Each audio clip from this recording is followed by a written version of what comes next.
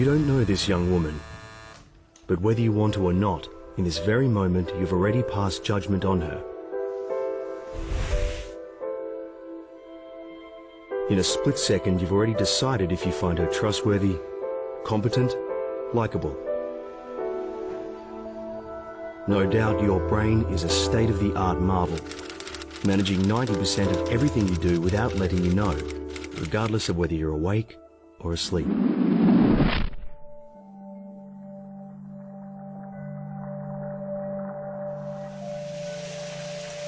When you think you have an idea, your brain has already had that idea. For instance, take a look at this sentence.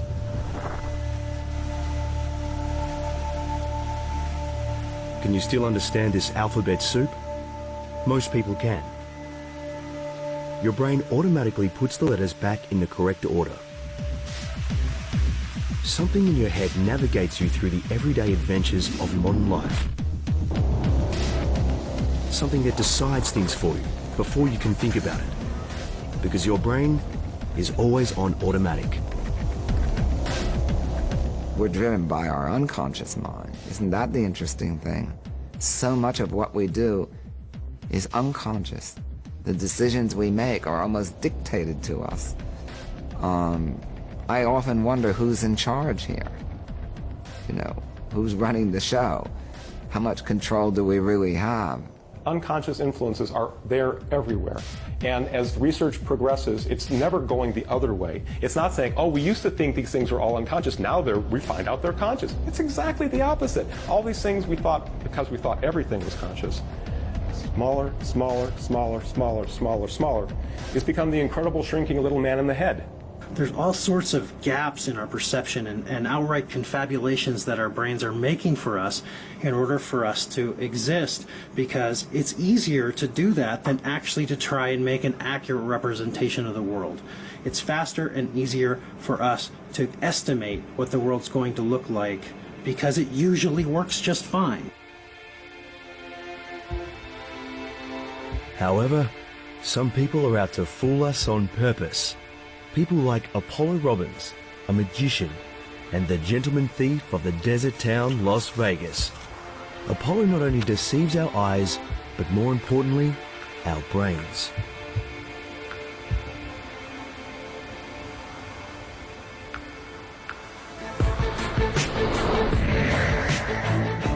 On a good day, Apollo even steals the show from the city of illusions itself, his adopted home, Las Vegas. Apollo shot to fame in the Caesars Palace Casino. Once he even snatched wallets and watches from Secret Service agents guarding former President Jimmy Carter. Ever since then, Apollo also consults security experts.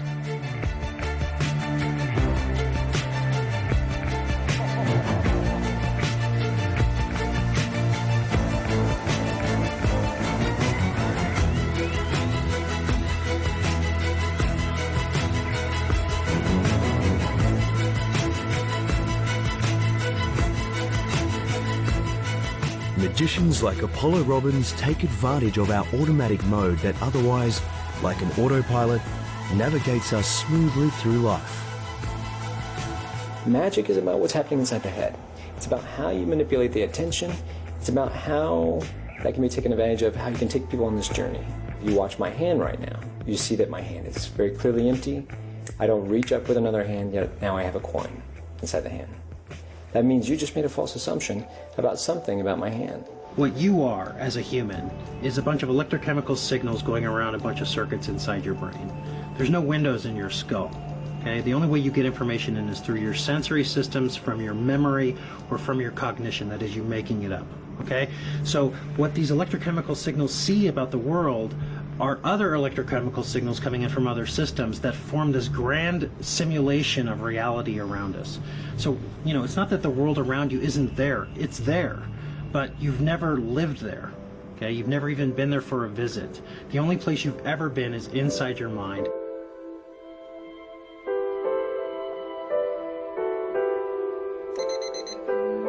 Every morning when we open our eyes, unconscious circuitry conjures a simulation we perceive as our world.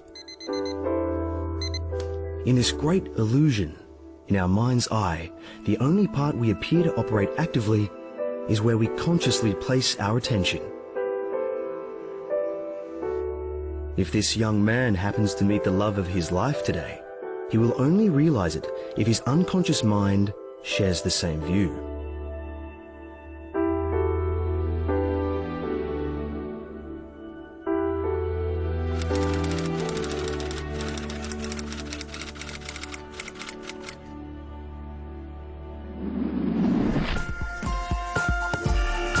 Do you know, for example, how exactly you brush your teeth?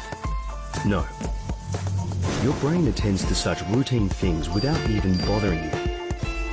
Your consciousness only switches on for new or important things. That is because we can cope with no more than 4 or 5 units of information at the same time.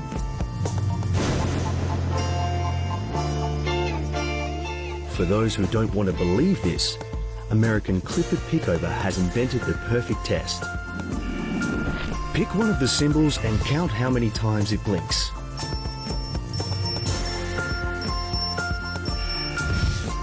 Now pick a card. Take a very close look at it and repeat to yourself the suit and the value 3 times. Then look back at one of the symbols below and count how often it blinks.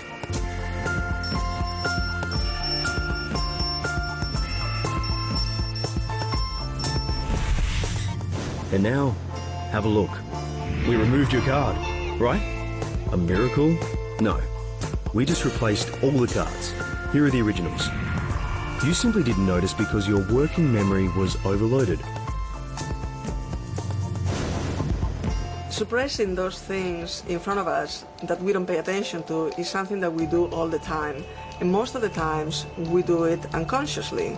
We don't realize that there are huge portions of the world that we are turning invisible by the very act of paying attention to a particular object or a particular task. Deciding on the right clothes for the office may appear trivial. However, unconscious circuitry in our heads will always have the last word. Scientists estimate that these circuits can simultaneously process 200,000 times more data than the conscious mind. That's because our conscious mind is limited to the cerebral cortex, a wrinkled layer just 1 millimeter thick that wraps around your brain like a bathing cap. About 15 billion nerve cells can connect to activate new networks in fractions of a second. However, the fireworks of conscious thinking devours up more energy than the muscles of a top athlete, which is why our brain normally tries to do without our conscious mind. The brainstem regulates vital bodily functions like breathing and heart rate. The cerebellum coordinates all motoric routines like walking or grasping. And the limbic system knows us better than we know ourselves because it regulates everything that we feel. And this unconscious filter, the thalamus, is in charge of deciding what is new and important enough to share with us. That's why our brain always seems to know more than we know. Perhaps that's the reason why we have so little influence on that which we are and what we do, and even on what we wear.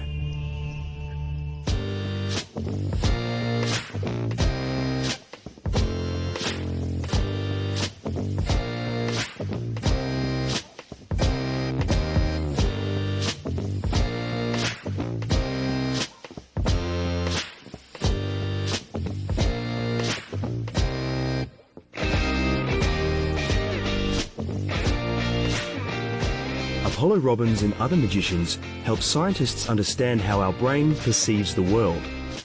At the Barrow Institute in Phoenix, even the slightest eye movements are captured with these eye trackers. This helps researchers understand why tricks with curved movements work better than straight movements. With curves, the eye automatically follows the hand. With straight line movements, it jumps to the end, which helps uncover the trick.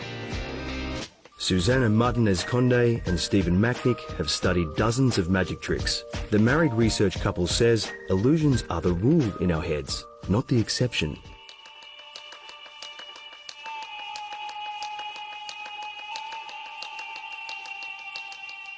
Magic Tony from Phoenix is a part-time magician, but also a postgraduate in psychology. That's why he sometimes performs in the lab. Test persons follow his tricks with up to 1,000 eye movements a second, and yet they still don't notice how they're being cheated. Tony purposely diverts their attention. We apparently can't help but follow other people's gazes.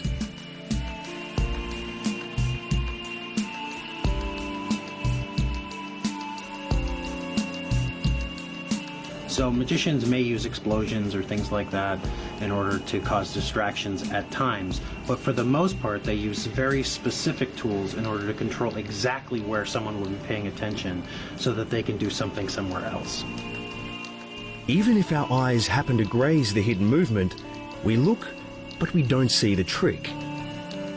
Because our brain suppresses everything that's not in the spotlight of our attention.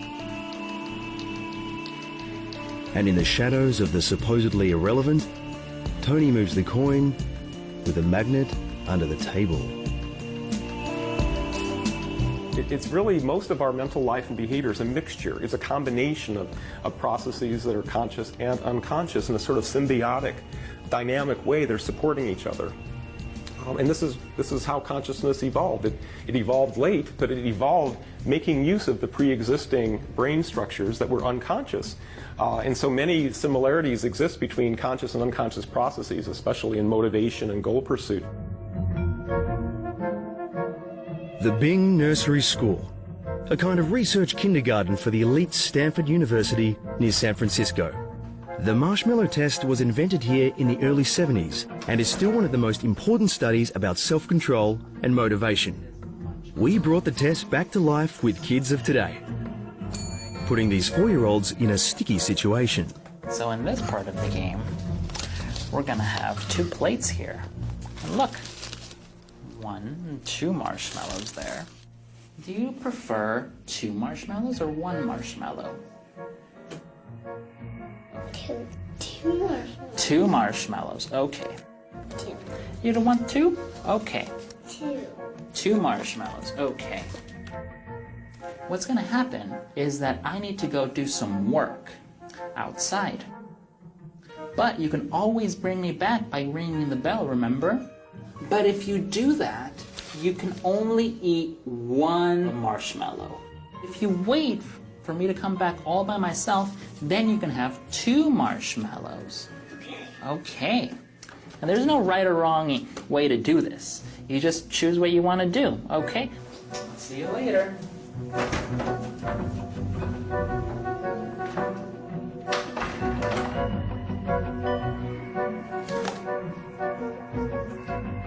As with the original test, something in the children's heads switches to automatic. Each of the 4-year-olds develop their own unconscious strategy in order to resist temptation.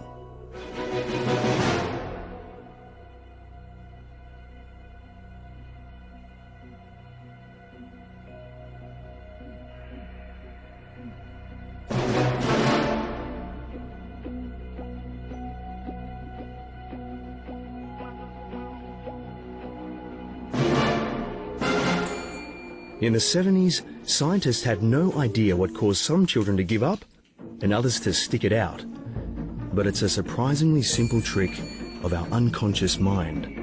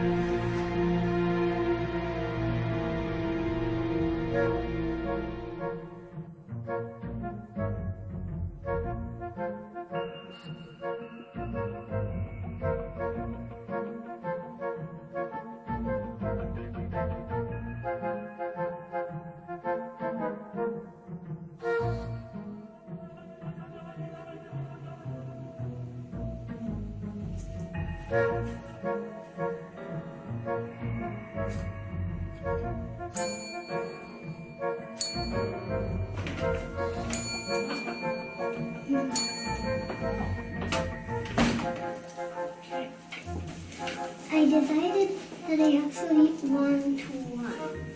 Okay. Yeah, you rung the bell, so you get to eat this one. You get to eat one. Is that yummy? Very yummy.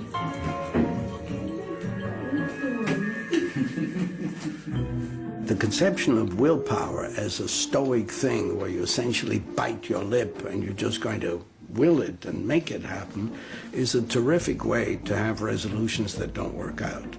It's just too hard. It's just too impossible. You have to in some way engage the environment and change it and transform it. And the only other thing you can do is change your perceptions and change where you put your attention.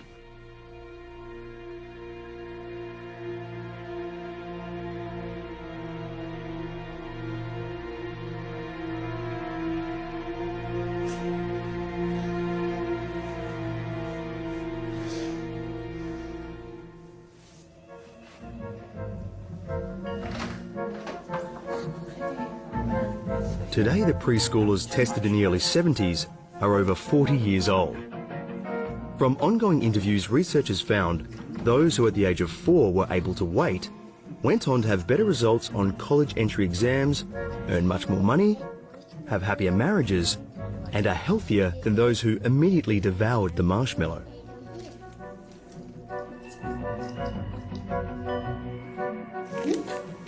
Two plates. All right, well, we're all done. Thanks for playing.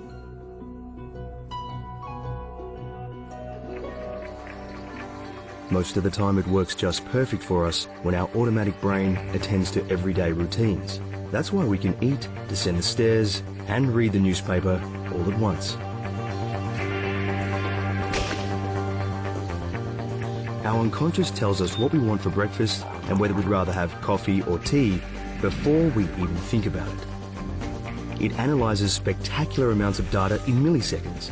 It's far more complex than any deliberate decision of the conscious mind.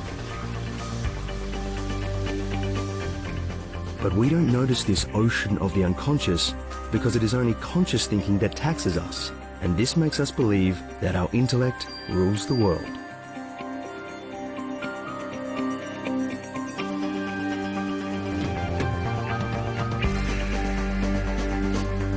Devouring fruits and yogurt on the go is not a problem for our unconscious circuitry, nor is the intricacies of driving.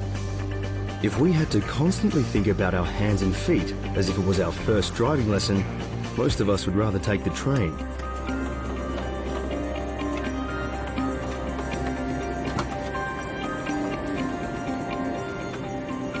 Did you know that accidents with cyclists happen less frequently in cities with lots of cyclists?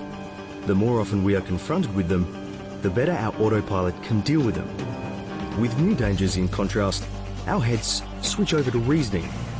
That makes us much more flexible, but also much slower. Interestingly, we always live in the past, as everything we consciously perceive has already passed by at least a third of a second. This delay of consciousness has huge consequences, especially regarding our reaction time in road traffic. Interestingly, we do not consciously perceive this delay. We do not experience the work of our unconscious mind. We believe we experience it immediately.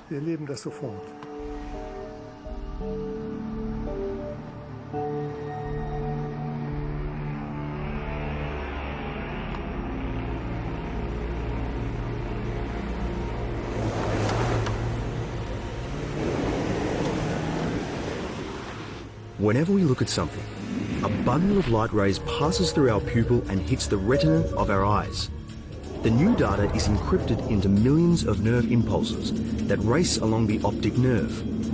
50 milliseconds later, they hit the nerve cells in the thalamus, the gatekeeper of our consciousness.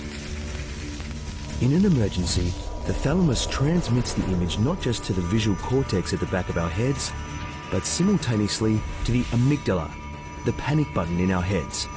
It immediately jolts us into action. And after just 150 milliseconds, we get going without knowing why. Next, unconscious modules disassemble the image into components. special neurons analyze colors, outlines, contrasts, and send their results through the databases of our experiences.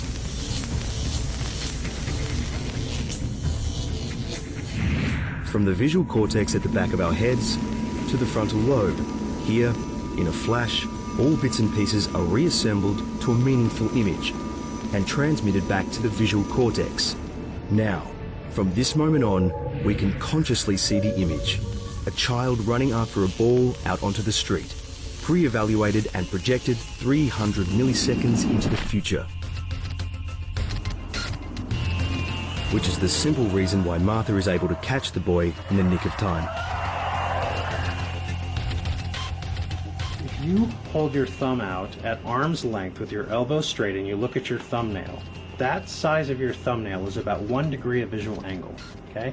That means if you had 360 thumbs, it would make a circle around your head. Now that 1 degree of visual angle is the size of your fovea. That's the part of your retina where you can see. Everywhere else, you're essentially legally blind. In general, the most important means of our perception is our memory. 99% of what we see is projected from our memory, and only 1% is added by our sensory organs. Our brain can falsify information that comes onto the retina. It can falsify it. In other words, if we can override what is really out there and impress what we think should be out there. That's the way it works. It's very powerful. Let's take a look at Leander and Raphael. The two students are wearing similar clothing, have a similar stature, but are different enough to tell apart. Do you think you would notice if Raphael started a conversation with you and in the middle of it was replaced by Leander? Yes? Then take a look at the test devised by American psychologist Daniel Simons. Excuse me, I'm looking for a Volksbank. Sorry? Volksbank. I'm looking for a Volksbank. Volksbank? Yep. Yeah? Let me think. Where is it? It's almost slapstick here. Yeah, there is one round the corner, up at Market Square. Excuse me, I'm looking for Silver Street. I don't have a clue where I am. So could you show it to me once again? You gotta walk up Helweg. Down there? And there, to the left. Down there and then left. All the way up Helweg. I'm looking for Silver Street. Do you know where it is? Silver Street. Silver Street. So, do you know... Yeah, let me see. We're here. That's where you want to go. Is there a Volksbank somewhere here? Yep. I have a map here.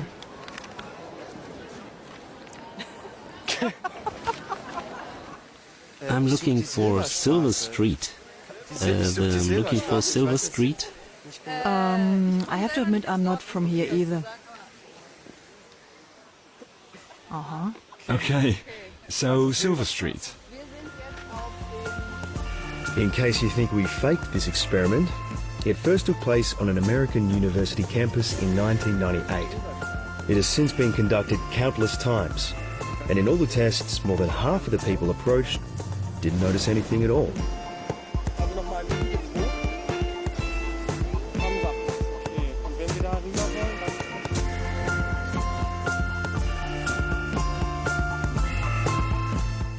You go to a doctor's office and you say, I have a pain in my stomach, and you don't want them to say, well, there could be aliens running around, because it could be, right? Why couldn't it be? You want them to go through what's most likely down the list, right? And that's what our brain does. The whole cognitive structure is we look at the world, we make mindsets of what's familiar, and we look out into the world in these mindsets.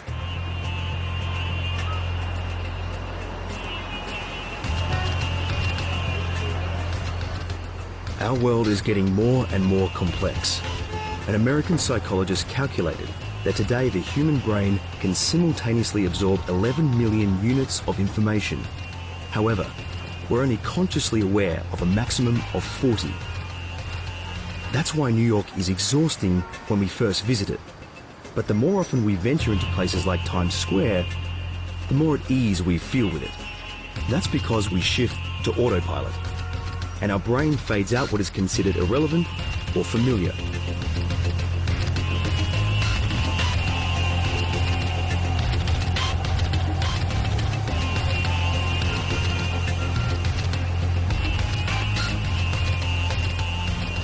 Half of your brain is dedicated to processing visual information. So that means that a quarter of your brain at least is just for that 0.1%. If you amplified that up and we saw everything in the world so that we didn't have a fovea, just our entire visual field was one big high-resolution fovea, our brain would have to be at least 500 times bigger in order to process all that information. And still we'd have attention picking out pieces of it for us. To prove this, psychologist Daniel Simons thought up this test. Count how many times the white team passes the ball. And go.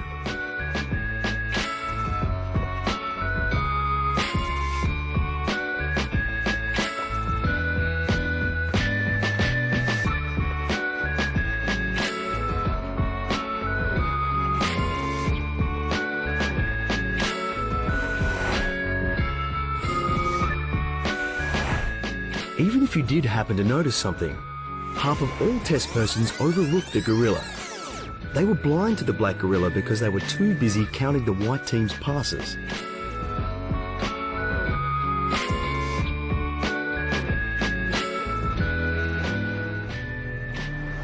Our brain decides which information is new and important enough without us even knowing. So when on the escalator of life, we're lucky if our unconscious mind lets us know we're passing the love of our life.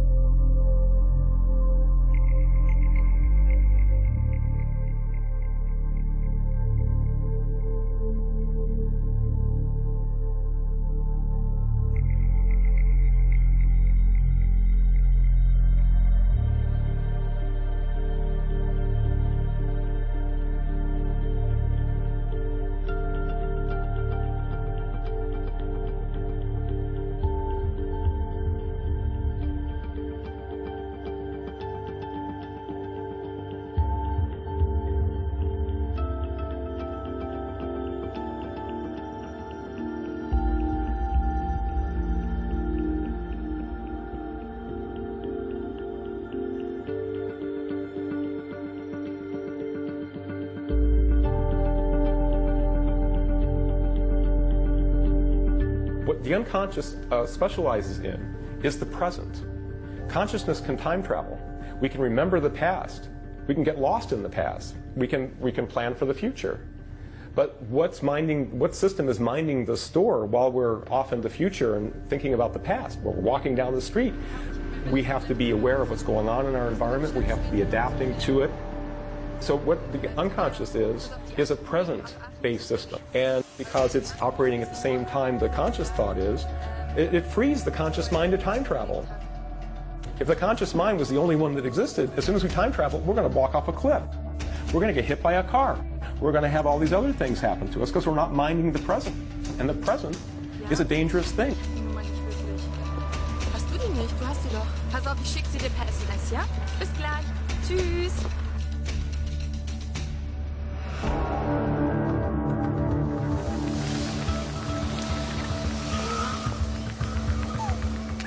It is our autopilot that decides what is important and what gets ignored.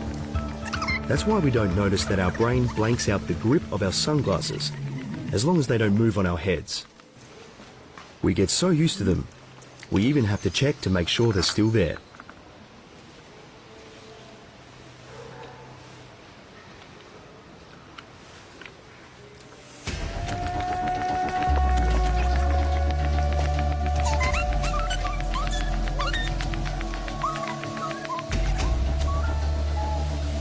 I like to think of our mind kind of working like a watchtower. If you want to get by the tower, you have to get by the guard. But the guard, if he's not paying attention to the surveillance systems and the inputs that he has, then he can be suppressed. And I think that's what happened when I'm working. I'm trying to get people not to pay attention to what their eyes are telling them or what their ears are telling them. Now you have nothing in your hand besides just the watch you're wearing. Yeah. Now, do you think it's possible for me to steal that watch without you knowing? That's good, because if I told you, that'd be rather foolish for me to do before I tried to do it. Make my job a lot harder. Now, what time do you have right now? Got 11:03. Okay, so instead of taking your watch, I'm going to give you something of mine. I'm going to try to steal it away from you. This is mine. It's worth about $50. It's a silver coin. Squeeze it in your hand. Does it feel like it's in your hand? Yeah. Would you be surprised if I could take it out? Yeah. Good, open your hand. That's the easy way. Don't make it easy for me. Make it hard for me. Hold your hand up a little bit higher, just a little bit flat like that. Watch it kind of close. So you see it goes straight away. It's back on his shoulder again. Do you see it on your shoulder? Hey, we'll keep on doing this till you catch it. You're almost there. You try it again. One last time. Squeeze it very tight inside your hand. Squeeze firm. Don't pull my finger. That's a different trick. I've seen that one before. It's back on your shoulder, bro. The other shoulder. It's not there, is it, man? Is it? Show him it's not here. Open your hand all the way. Step back a little bit so he can see. See, you have to watch close. Put your other hand on top for me, would you? Put it flat on top. You see the coin right there? I'm going to put a shade in between. You have to watch close. It's not there yet. It's more about the timing. This is going to happen in less than 3 minutes. It's going to go in between your hands. Do you feel it now? Watch it close. Here it goes. 1, 2. Did you feel it? Open your hand. Well, I guess we ended up with a watch instead, didn't we? And that was less than 3 minutes. I think I told you about this, didn't I? This guy. You can take the watch along with a big round of applause from all your new fans. You're awesome, man. Thank you very much. Thank you.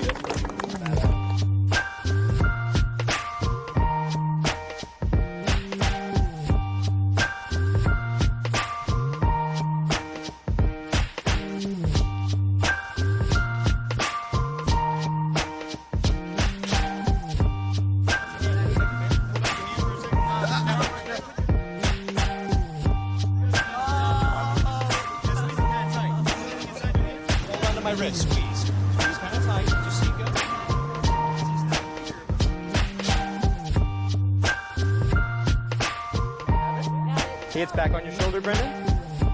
Not yet. It's the other shoulder, that's why. Does it feel like it's inside your hand? Show him it's definitely not there. You have to watch close. This trick's more about the timing.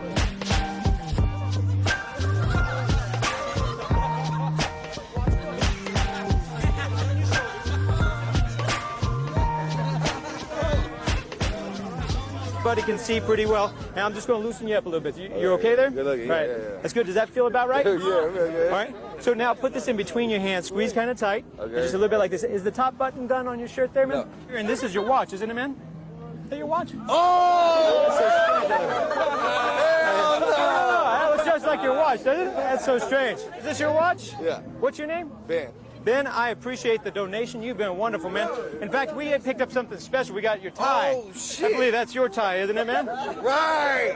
Sorry about that. Let's put that over your neck. All right. And in fact, we all got together to pay you for your time. I believe this is your cash. Was that your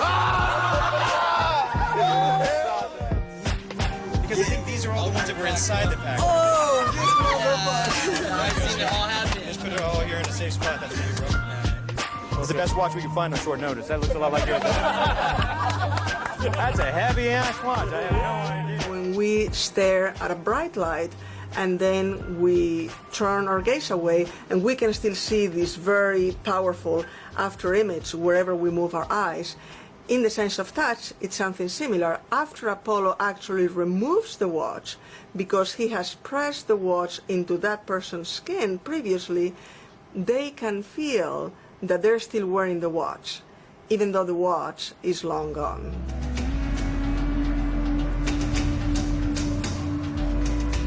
We can dreamwalk effortlessly through our world only because every experience leaves an imprint in our unconscious memory.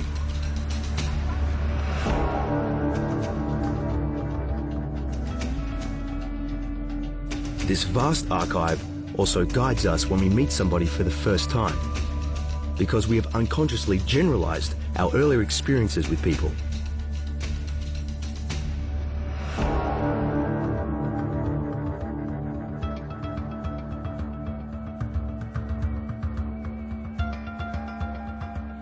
Less than 100 millisecond exposure to a face, novel face you've never seen before, is sufficient for people to make all kinds of decisions, like whether the person is trustworthy, whether the person is competent. It's not the case that these inferences are necessarily accurate, but we nevertheless do them very rapidly. Alex Todorov has shown countless photos of faces to test subjects. His studies proved we pass judgments on faces so rapidly, our conscious mind doesn't even have time to get involved. We underrate baby faces as incompetent but trustworthy. And we classify closely set eyes and a square chin as aggressive.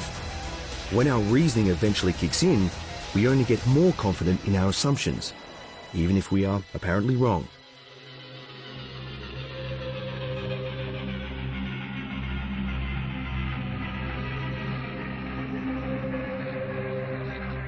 Even if you don't intend to make judgments, even if you don't have the intention to evaluate the faces, nevertheless your brain is categorizing the faces, putting the face into specific categories. So in that sense, a lot of the processing is, one could describe as automatic. I'm behind it looking out. I'm not seeing my face. So I'm not as able to manage it and to present it, to make it so that you have what I want you to believe about me. And this is the classic domain of nonverbal communication, and the face is hugely important. It's so powerful. But we're just starting with Todorov's work and some other people. We're just starting to realize how powerful it is, and it's very hard to shake. For decades, scientists have tried to develop a software capable of what we do without effort, recognizing and interpreting faces.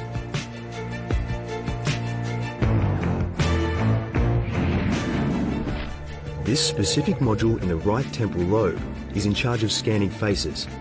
It takes only fractions of a second to match a face in front of you with your internal database of faces, provided that the emotional records department in our insular cortex has marked the face with an emotion. Sometimes we even recognize a face we've seen only once.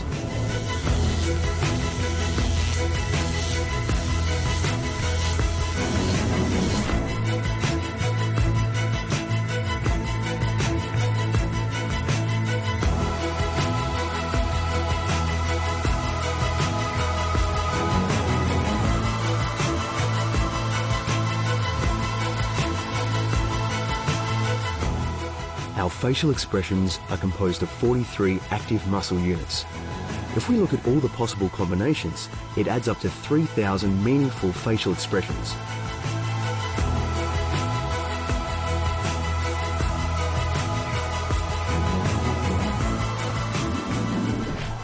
Next to the facial recognition service, there's a facial expression department, capturing our counterparts' facial micro-movements and interpreting them. The reports, again, are sent to the evaluation unit in the insular cortex, the empathy center of our brain. Seeing a face, we think we can feel what our counterpart feels, because unconscious circuitry is forcing us to do so. But we can neither put it in words nor control it.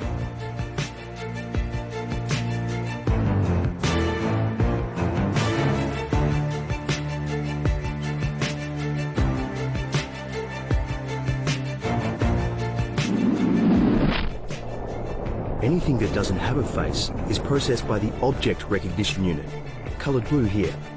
Autistic people also use the object unit when looking at a human face. For them, a face is just like a chair. That's why they seem to be blind to other people's emotions. We, in contrast, sometimes read too much into a face. We have done some studies trying to predict political elections from facial appearance, and generally you can predict about 70% of the elections based on a single glance at a face. And these are judgments of people who don't know that they're looking at politicians at all, so they're not familiar with the faces. Our faces decide how others perceive us, whether we win or lose elections, get hired for a job, go on that first date. And our friends decide how we move. Studies of American college students revealed that female friends needed just a few milliseconds to unconsciously align their movements and gestures with one another.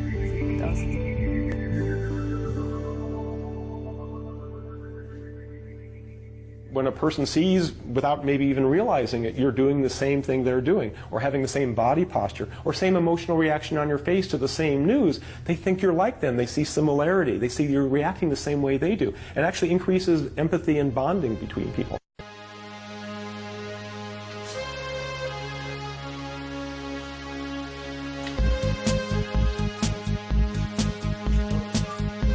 Unconscious circuitry is also guiding us when we're out shopping. It tells us what we should buy and what we're willing to pay for it. Researchers discovered that credit cards sidestep the alarm system inside our heads. It gets alerted when we actually give away something, but the plastic card is passed back to us by the cashier, and we only notice we're in the red at the end of the month. Until then, we're safe in the illusion of having saved money by spending it on a sale.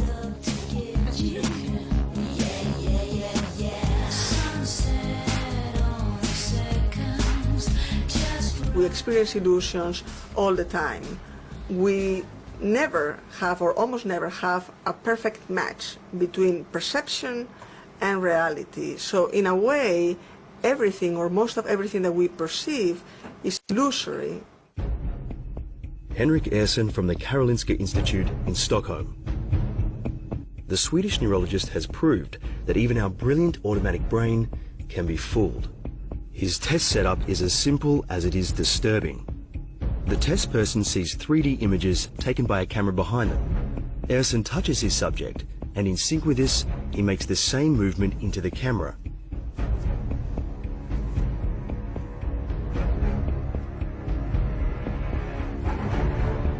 It may sound incredible, but the touch and the 3D image are apparently merged by our unconscious into one. And even if the test subject's conscious mind clearly recognizes the illusion, the sensation still cannot be denied.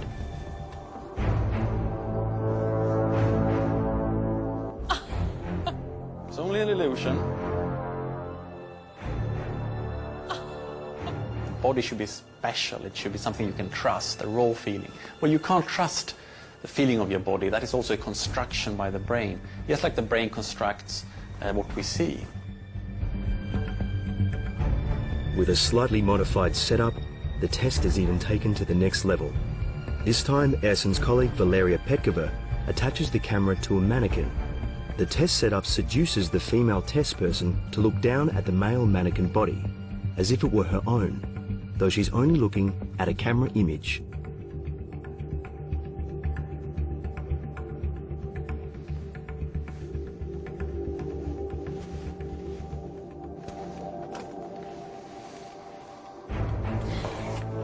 The stronger a subject reacts to touch, the more perfect the body swap works, no matter how absurd.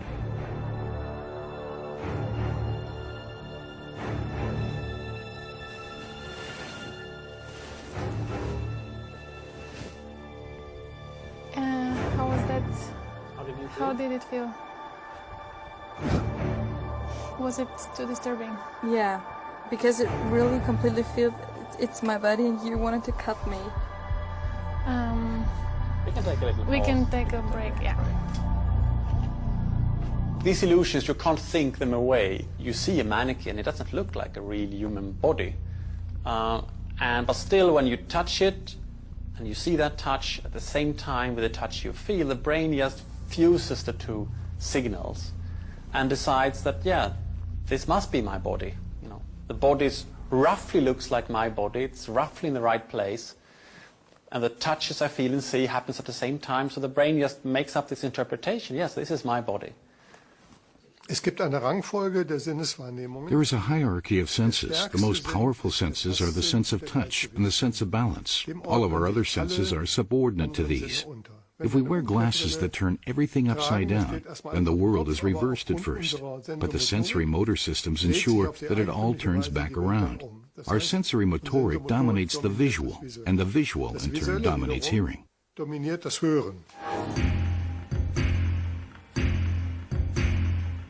Don't believe it? Then take a moment to test the McGurk effect. In a second, you'll hear two different syllables, ba and fa. You can clearly differentiate between the two because you combine what you hear with the lip movements you see. Ba, ba, ba, ba, ba, ba, ba, ba, ba, ba, ba, ba, ba, ba, ba, ba. Next, you'll see a split screen. If you look back and forth, You'll hear ba when you look on the left and something else when you look on the right.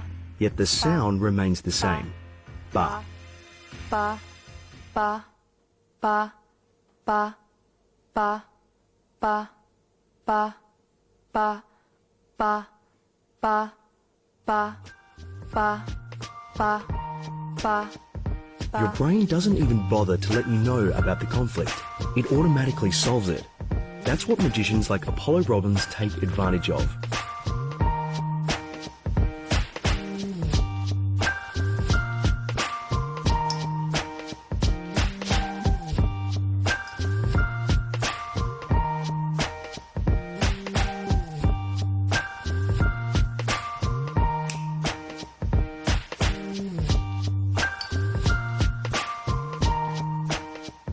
You wouldn't even uncover Apollo's trick if you rewound the film.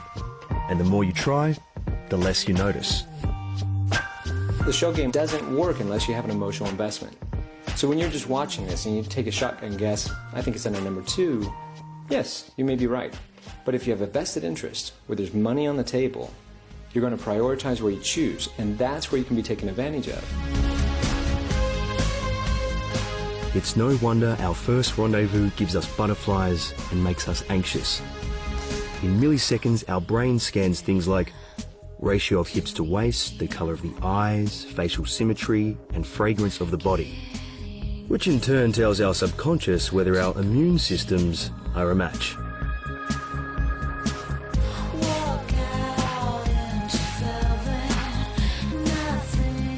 Researchers today know we're more likely to fall in love with people who are like us. We even tend to fall for partners with the same width of the nose, and for those who are roughly as smart as we are. 90% of our emotional communication is non-verbal, and the more a person imitates subconsciously our gestures and facial expressions, the more we like that person. It goes so far that we even tune into the same rhythm of breathing when we're speaking to a person that we like.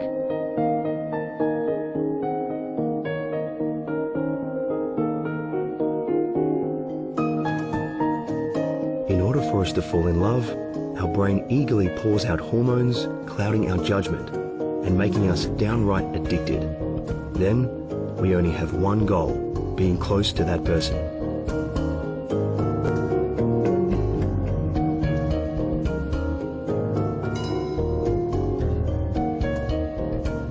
Contrary to popular opinion, men fall in love more quickly, more definitively than women.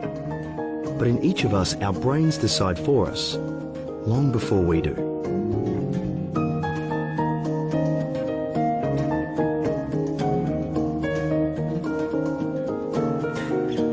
That's why there's an automatic error monitoring system in our heads that registers every mishap before it occurs.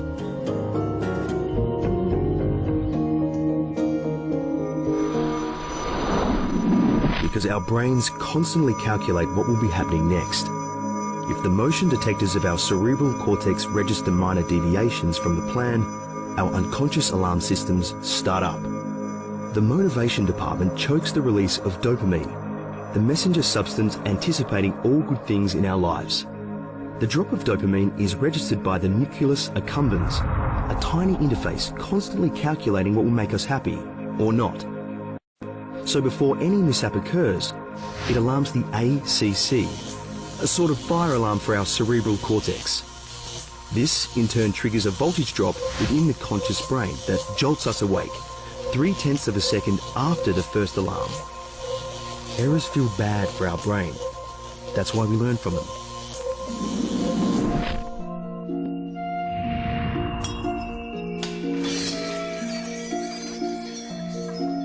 In the next episode, you'll find out if things get really serious with our new love-struck couple, or if Martha and Jake's happiness is fragile.